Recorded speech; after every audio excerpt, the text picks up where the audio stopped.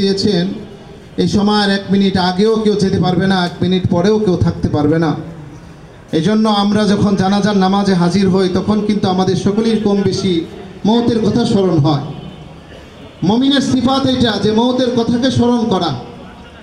তো আমরা যারা মৌতের কথা স্মরণ করব তখন কিন্তু আমাদের থেকে গুনাহ প্রকাশ হওয়া আমাদের জন্য কঠিন হবে।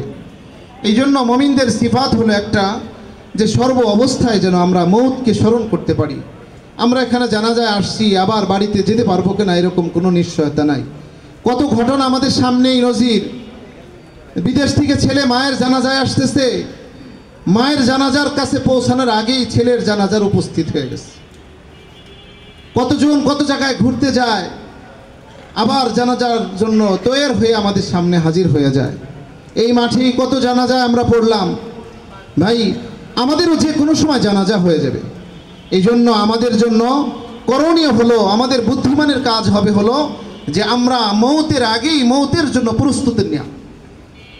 আল্লাহ তাআলা আমাদের সবাইকে মৌতের আগেই মৌতের জন্য প্রস্তুতি নেওয়ার তৌফিক দান করুক। আর এই তামিমকে আমরা শেষ বিদায় জানানোর জন্য আসছি, আমরা ওর জন্য দোয়া করব। ওর তো আসলে কোনো গুনাহ নাই, জন্মের পর থেকে সে কোনো ধরনের গুনাহ করছে বলে মনে হয় না। এই ধরনের বাচ্চা মা এবং বাবা উভয়কে সুপারিশ করে জান্নাতের ব্যবস্থা করবে ইনশাআল্লাহ।